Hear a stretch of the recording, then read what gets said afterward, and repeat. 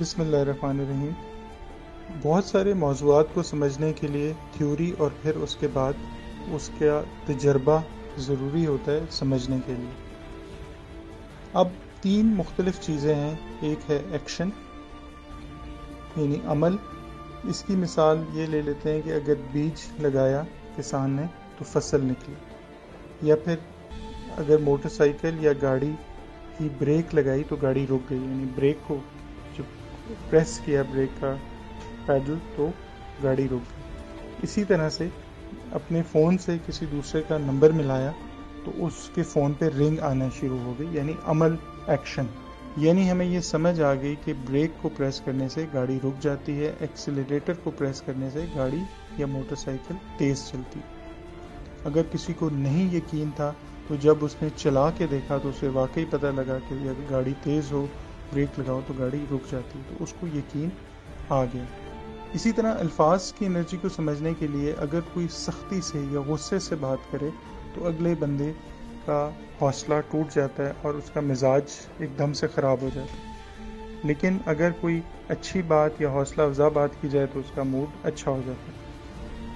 اور یہ صرف الفاظ پہ اثر نہیں کرتے بلکہ پانی پہ بھی اثر ہوتا ہے، اور ڈاکٹر مسارو ایموٹو جو کہ ایک جاپنیز سائنٹسٹ تھے، انہوں نے اس کے بے شمار تجربے کیے، کتاب بھی لکھی اور ایک ویڈیو بھی شیئر کی گئی تھی جس میں ان کے تجربوں کا ذکر تھا کہ پانی کے اوپر اگر اچھے الفاظ بولے جائیں، یہ کہیں پہ عبادت ہو رہی ہو وہاں پہ پانی رکھے تو اس پانی کے کرسٹلز بہت شاندار خوبصورت بنتے ہیں، لیکن اگر پانی کو برے الفاظ بولے جائیں تو برے کرسٹلز بنتے ہیں۔ ایک تجربہ قائد اعظم یونیورسٹی میں بھی ہوا جب ایک ہی سائز کے پودے مختلف لوگوں کو دیے گئے، کچھ کو کہا گیا کہ ان پودوں کو وہ اچھی باتیں بولیں اور کچھ کہا گیا ان پودوں کو وہ بری باتیں بولیں، کچھ کو کہا گیا کہ وہ خدا کے نام لیں ان پودوں پہ اور کچھ کہا گیا کہ وہ بری باتیں ان کو بولیں۔ اور 3 ہفتے یا 2 ہفتے کے اندر پودوں کے اندر ایک واضح چینج آنی شروع ہوئی، یعنی کچھ پودے تو جل گئے اور کچھ پودے مزید سرسبز ہوئے۔ یہاں سے ایک بات ثابت ہوئی کہ پانی اور پودوں پہ بھی ہمارے الفاظ کا اثر ہوتا ہے۔ اب آتے ہیں سوچ کی طرف۔ اکثر ہم نے یہ تجربہ کیا ہے کہ کوئی شخص ہمیں ملتا ہے یا کسی شخص کا فون آتا ہے تو ہم کہتے ہیں کہ میں آپ ہی کے بارے میں سوچ رہا تھا، یہ کل ہی آپ کا ذکر ہوا تھا۔ اس کی وجہ یہ ہوتی ہے کہ ہم جو سوچ رہے ہوتے ہیں ہماری سوچ ان تک پہنچتی ہے، کیونکہ سوچ لائٹ کی رفتار سے بھی تیز جا سکتی ہے۔ تو جب فوکس کر کے سوچتے ہیں وہ پیغام اس کو ملتا ہے اور وہ شخص فون کرتا ہے۔ بظاہر ہم اسے اتفاق سمجھتے ہیں لیکن یہ اتفاق نہیں ہوتا۔ ایک اور مثال جس سے سوچ کی طاقت کا اندازہ ہو سکتا ہے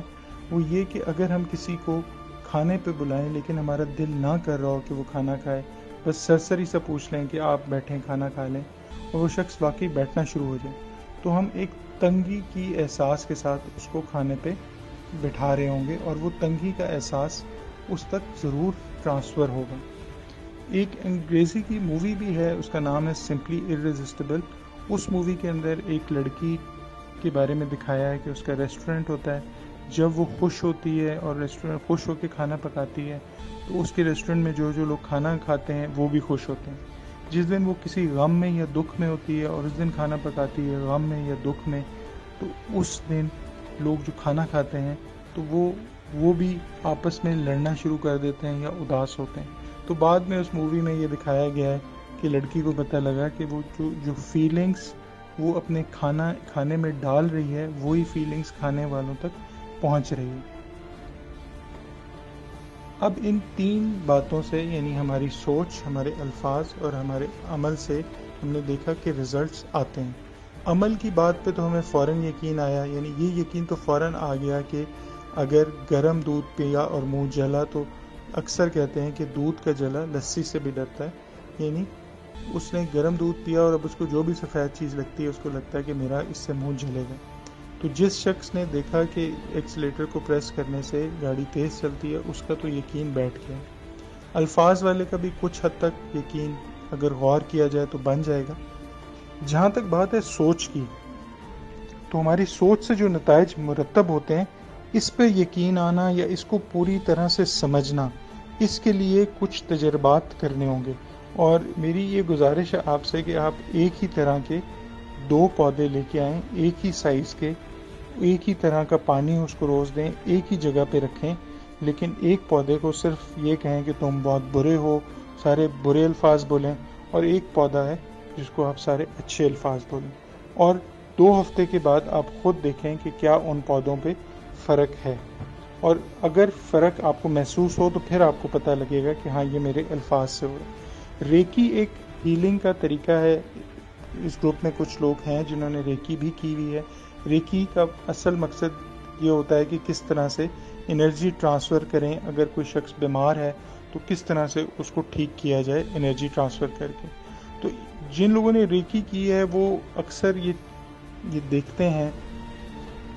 جب ریکی سکھا دی جاتی ہے تو پھر ایک تجربہ دیا جاتا ہے کہ جی آپ ایک ٹماٹر کو پازیٹیو ہیلنگ دیں اور ایک کو نہ دیں، اور پھر دیکھیں 2-3 دن میں کیا فرق ہوتا ہے، کہ جس کو آپ انرجی دے رہے ہیں، جس کو ہیل کرنے کی کوشش کر رہے ہیں، وہ تو اتنا خراب نہیں ہوا، لیکن جس کو کچھ بھی نہیں کر رہے وہ خراب ہو رہا ہے۔ تو جس وقت یہ تجربہ کر کے جو یقین بیٹھے گا وہ سب سے پکا یقین ہوگا۔ اگر کوئی شخص، کوئی بچہ 1 ویلنگ کر کے موٹر سائیکل چلاتا ہے، اس کو ہر کوئی کہے کہ مت چلاؤ، گرو گے تو چوٹ لگے گی،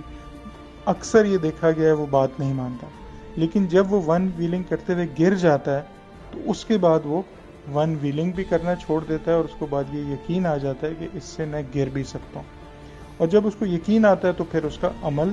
بدل جاتا ہے۔ تو یقین آنا کہ ہماری سوچ سے چیزیں ہوتی ہیں، اس کے لیے یہ تجربہ کرنا انتہائی ضروری ہے۔ بہت شکریہ۔